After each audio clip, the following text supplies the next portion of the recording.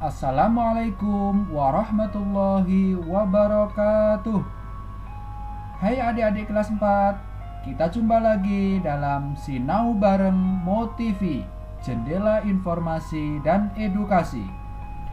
Pada pembelajaran kali ini kita akan mempelajari yaitu persiapan penilaian akhir semester 2 kelas 4 muatan pelajaran matematika tahun pelajaran 2020-2021.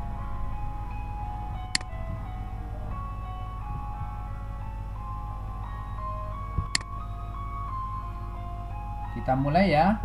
Pada matematika kali ini kita akan mempelajari yang pertama mengenal bangun segi banyak. Yang kedua, luas dan keliling bangun datar. Ketiga, hubungan antar garis. Yang keempat, menyajikan dan membaca data. Dan yang kelima, mengenal sudut.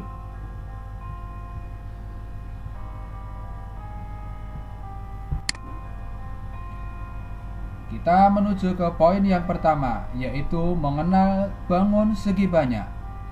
Bangun segi banyak dibedakan menjadi dua. Yang pertama adalah bangun segi banyak beraturan. Dan yang kedua adalah bangun segi banyak tidak beraturan. Kita bahas dulu dari yang pertama, yaitu bangun segi banyak beraturan.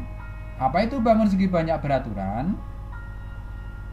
Bangun segi banyak beraturan adalah sebuah bangun yang semua sisi dan sudutnya sama panjang. Saya ulang, bangun segi banyak beraturan adalah sebuah bangun yang semua sisi dan sudutnya sama panjang.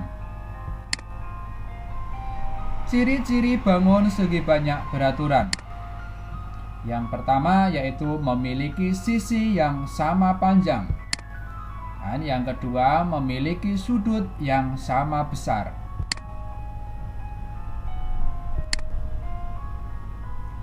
Contoh bangun segi banyak beraturan. Ini ada yang pertama yaitu bangun segi 5 beraturan. Nih, bentuk bangunnya seperti ini. Yang kedua ada bangun segi 6 beraturan.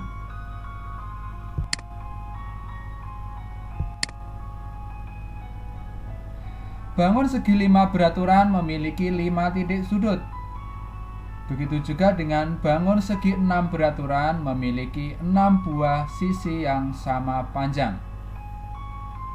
Saya ulang, bangun segi 5 beraturan ini memiliki 5 titik sudut.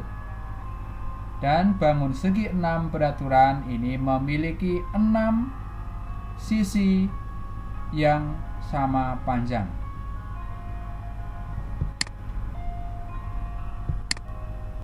Kita lanjut ya. Ini ada contoh gambar lantai. Gambar lantai di bawah ini menggunakan pola segi banyak beraturan. Selain pada lantai ada juga gambar batik ya, yang bentuknya segi banyak beraturan, menggunakan pola segi banyak beraturan. Contoh bangun datar yang termasuk segi banyak beraturan. Yang pertama ada bangun segitiga sama sisi. Yang kedua ada bangun persegi. Ketiga ada bangun segi 5 beraturan. Dan yang keenam ada bangun segi 6 beraturan. Dan masih banyak lagi, yaitu ada bangun segi 8 beraturan dan yang lain. Sekarang kita lanjutkan. B. Segi banyak tidak beraturan. Bangun segi banyak tidak beraturan adalah bangun yang memiliki panjang sisi dan besar sudut tidak sama dan tidak beraturan. Bangun segi banyak tidak beraturan adalah bangun yang memiliki panjang sisi dan besar sudut tidak sama dan tidak beraturan. Contoh bangun segi banyak tidak beraturan. Ada bangun apa ini? Bangun trapesium. ada bangun segitiga siku-siku.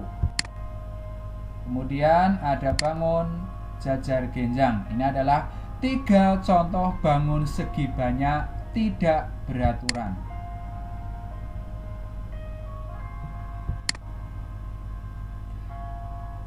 Kita lanjut ya, adik-adik. Kita lanjut poin yang kedua, yaitu luas dan keliling bangun datar. Ya, tetap perhatikan ya adik-adik ya. Luas dan keliling bangun datar. Kita bahas yang pertama, keliling persegi. Keliling persegi rumusnya 4 kali sisi. Contoh, ini ada contoh soal. Ada sebuah bangun persegi dengan panjang sisi 20 cm. Keliling perseginya yaitu, kita masukkan rumus 4 kali sisi, 4 kali 20. Kelilingnya adalah 80 cm. Ingat, kalau keliling tidak menggunakan tanda persegi ya di sini ya. Karena ini adalah keliling. Lanjut. Yang B, yaitu bangun segitiga. Kita akan mencari keliling segitiga. Keliling segitiga rumusnya sisi tambah sisi tambah sisi. Saya ulang. Keliling segitiga rumusnya sisi tambah sisi tambah sisi. Contoh soal. Ada sebuah bangun segitiga. Ada sebuah bangun segitiga dengan panjang sisi 5 cm, ada yang 8 cm dan 8 cm. Kita jawab ya. Kita ingat rumusnya yaitu keliling sama dengan sisi tambah sisi tambah sisi. Masukkan angkanya. Sisi 8, sisi 8 dan sisi 5. 8 tambah 8 tambah 5. Jawabannya adalah 21 cm.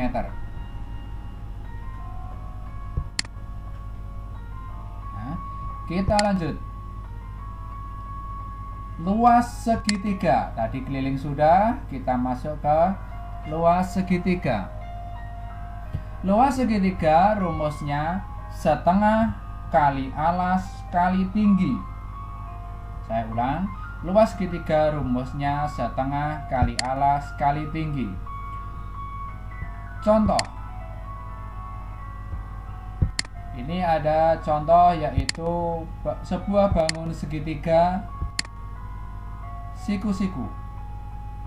Bangun segitiga siku-siku ini memiliki tinggi 8 cm dan sisi alas 20 cm. Kita masukkan rumusnya. Luas sama dengan setengah kali alas kali tinggi. Luas sama dengan setengah kali 20 kali 8. Tingginya 8. Luasnya sama dengan 80 cm persegi ya. Karena ini luas, jangan lupa ya, ini ada tanda persegi di belakang satuan bagian atas ya, ini tanda persegi. Kita lanjut. Bangun persegi panjang. Nah, ini kita akan mencari luas bangun persegi panjang. Luas bangun persegi panjang rumusnya yaitu panjang kali lebar. Saya ulang. Bangun persegi panjang rumusnya, luas bangun persegi panjang rumusnya panjang kali lebar. Contoh. Ini sebuah bangun persegi panjang dengan panjang 25 cm dan lebar 12 cm. Kita masukkan rumusnya. Luas sama dengan panjang kali lebar, yaitu panjang 25 cm kali lebar 12 cm. Tinggal kita kalikan saja. Jawabannya adalah 300 cm persegi ya, adik-adik. Kita lanjut ya.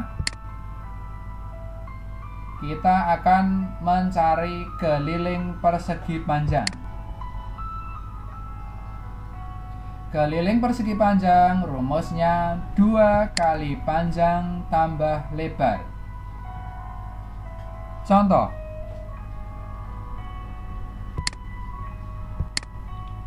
Sebuah bangun persegi panjang dengan panjang 12 cm dan lebar 8 cm. Kita masukkan rumusnya. Keliling sama dengan 2 kali panjang tambah lebar. 2 kali 12 tambah 8. Jawabannya adalah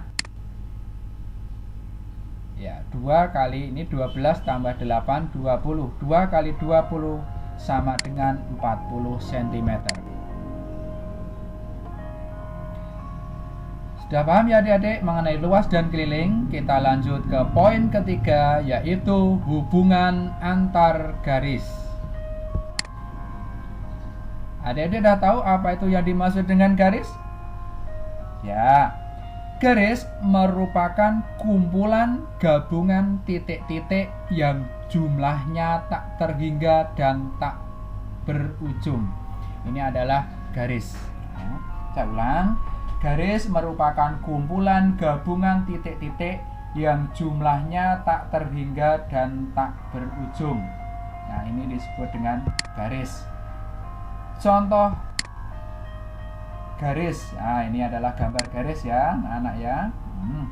Gambar di atas disebut dengan garis. Lanjut. Kita akan bahas yang pertama, yaitu ada garis sejajar. Garis sejajar adalah 2 garis suatu bidang datar yang tidak akan berpotongan meskipun diperpanjang tanpa batas. Garis sejajar adalah 2 garis suatu bidang datar yang tidak akan berpotongan meskipun diperpanjang tanpa batas. Ini adalah gambar garis sejajar. Nih, ada dilihat, ini adalah gambar garis sejajar. Contoh garis sejajar dalam kehidupan sehari-hari bisa kita lihat yaitu pada lintasan kereta api ya. Pada lintasan kereta api itu adalah contoh garis sejajar.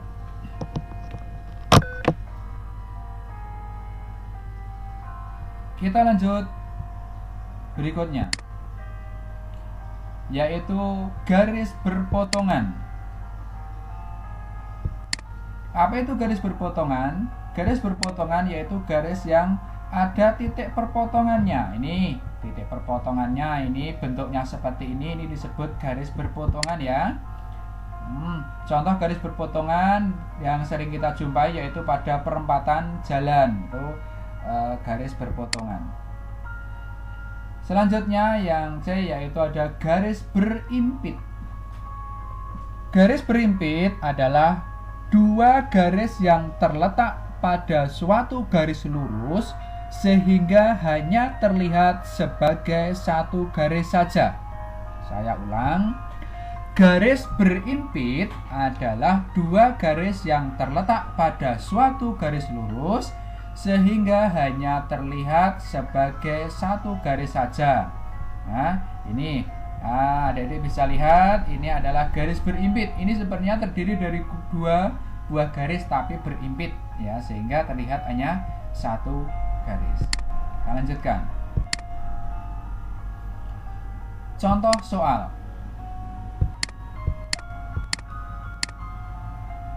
Nah, ini ada contoh soal. Kita lihat ya bahwa garis D ini sejajar dengan garis E. Saya ulang, garis D ini sejajar dengan garis E. Contoh soal berikutnya. Garis yang sejajar pada bangun di atas adalah, ya kita cari garis yang sejajar pada bangun ini.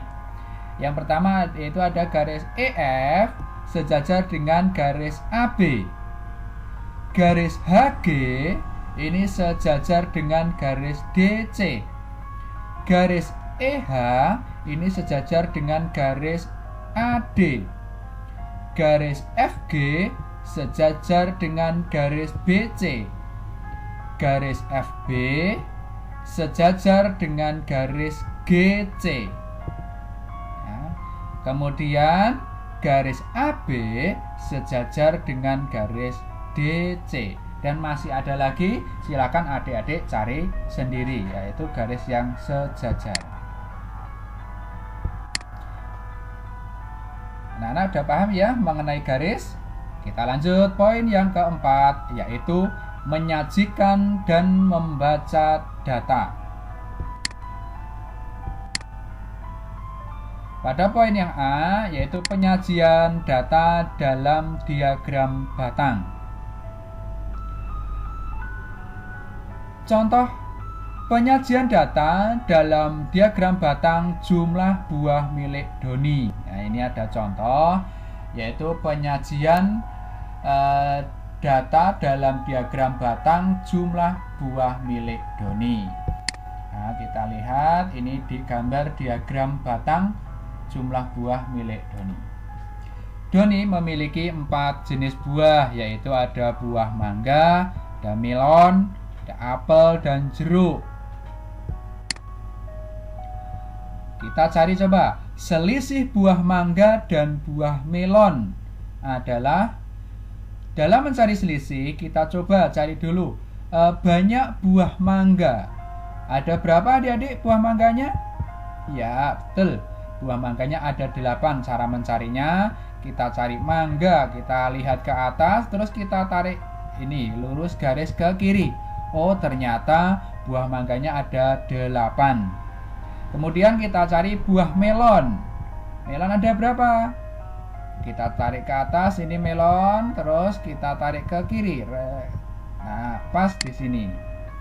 Di sini ini yaitu antara angka 2 dan 4, yaitu angka berapa? Ya, betul, angka 3.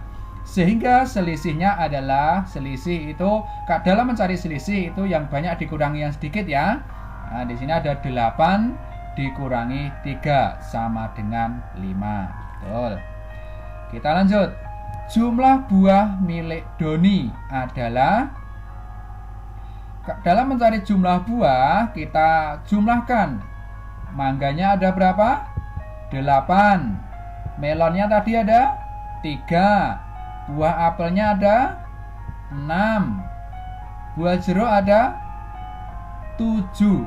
Sehingga kita jumlahkan ya, 8 tambah 3 tambah 6 tambah 7.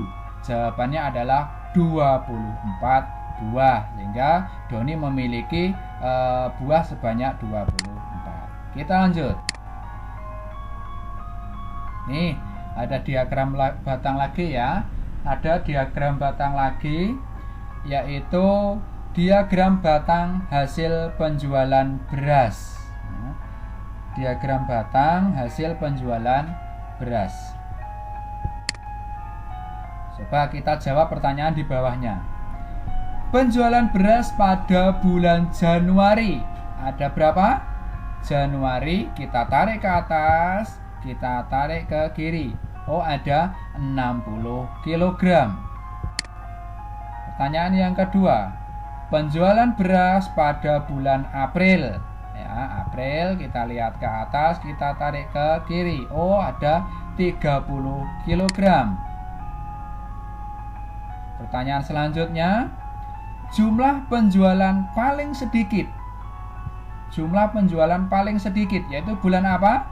Bisa kita lihat ya, ini ya. Nih, paling sedikit yaitu bulan April. Karena pada bulan April hanya 30 kg beras terjual. Kalau mencari yang paling sedikit, bisa kita lihat batangnya ini ya, yang paling pendek itu berarti paling sedikit ya. Sekarang pertanyaan ketiga, selisih penjualan bulan Januari dan April. Januari berapa tadi? 60 kg, sedangkan April 30 kg. Kalau selisih sama ya seperti tadi, dalam mencari selisih kita kurangi. Yang banyak dikurangi sedikit, yaitu 60 dikurangi 30 sama dengan 30 kg. Tuh. Adik-adik masih semangat ya?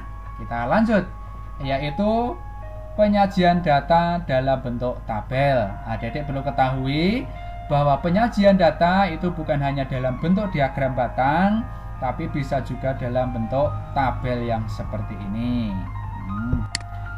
Sekarang kita jawab pertanyaan di bawahnya. Dari tabel di atas, data olahraga paling banyak disukai siswa adalah olahraga apa? Ya, sepak bola. Ini ada tabel, ini ada hobi siswa, ada yang hobi renang, sepak bola, voli, bulu tangkis, sepak takraw. Ini jumlah anaknya, yang suka renang 15, sepak bola 23, voli 19, bulu tangkis 17, dan sepak takraw 17. Dari tabel di atas, data olahraga paling banyak disukai yaitu sepak bola, karena sepak bola ada 23 anak yang suka sepak bola. Kita lanjut pertanyaan yang kedua. Dari tabel di atas, jumlah siswa ada berapa? Dari tabel di atas, jumlah semua siswa. Jumlah semua siswa ada berapa? Tinggal kita menjumlahkan yang ada di sini. Kita jumlahkan ya. 15 tambah 23 tambah 19 tambah 17 tambah 17, yaitu ada sebanyak 91 siswa.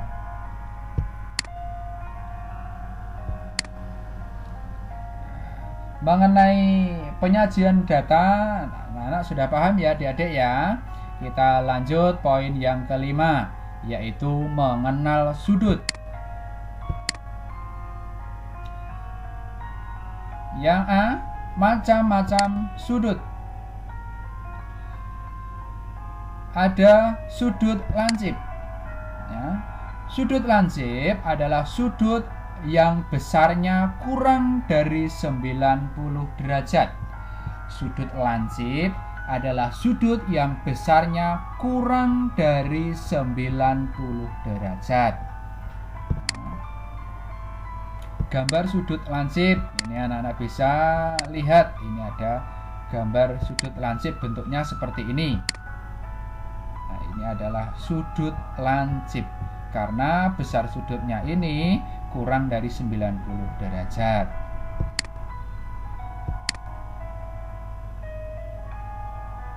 Lanjut ya. B, sudut siku-siku. Sudut siku-siku adalah sudut yang besarnya 90 derajat. Sudut siku-siku adalah sudut yang besarnya 90 derajat. Ya, sehingga sudut yang besarnya 90 derajat itu disebut sudut siku-siku. Ya. Ini ada gambar sudut siku-siku. Nah, adik-adik bisa lihat ini gambar sudut siku-siku. Nih, ya, gambar sudut siku-siku. Sekarang kita lanjut poin B, yaitu mencari besar sudut pada bangun segitiga. Ada contoh soal. Ini ada bangun segitiga siku-siku.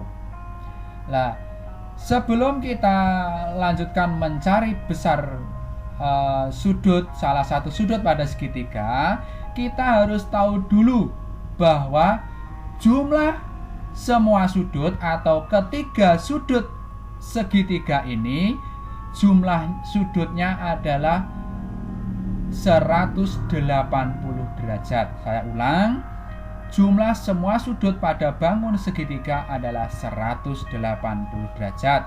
Ini tambah ini tambah ini 180 derajat. Nah, sekarang kita ke soal. Besar sudut U adalah 58 derajat. Pertanyaannya, tentukan besar sudut S dan besar sudut T. Tentukan besar sudut S dan besar sudut T. Nih, besar sudut S berapa, sudut T berapa? Kita jawab ya. Sudut U 58 derajat. sudut T ini 90 derajat. Kok bisa 90 derajat? Ya, Adik-adik bisa lihat ini bentuknya. Nah, ini kan bentuknya siku-siku. Yang ada ciri khas biasanya diberi tanda seperti ini. Nah, ini lihat bahwa ini adalah segitiga siku-siku seperti di materi sebelumnya, bahwa segitiga siku-siku besarnya berapa derajat? Ya, 90 derajat. Betul. Nah, sekarang kita akan mencari sudut S. Sudut S sama dengan caranya yaitu kita ingat bahwa jumlah semua sudut pada segitiga yaitu 180, sehingga tinggal kita kurangkan 180 derajat dikurangi 90 derajat yaitu sudut T tadi, terus dikurangi 58 derajat yaitu sudut U ya. Sehingga ini bisa kita kelompokkan dulu agar mudah mengerjakannya. 180 dikurangi 90 yaitu ada 90, yaitu 90 derajat dikurangi 58 derajat, jawabannya adalah 32 derajat. Nah, udah ketemu ya. Sudut S ini besarnya adalah 32 derajat. Jadi sudut T 90 derajat dan sudut S 32 derajat. Ya. Demikian adik-adik materi pembelajaran pada video kali ini. Semoga bermanfaat buat adik-adik semua dalam menghadapi ulangan penilaian akhir semester ya. Jangan lupa adik-adik tetap semangat ya. Jangan lupa jaga kesehatan dan selalu berusaha agar kita dapat mengerjakan soal-soal dengan baik.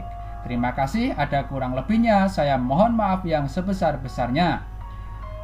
Akhirul kalam, wallahul muwaffiq ila aqwamit thoriq. Assalamualaikum warahmatullahi wabarakatuh.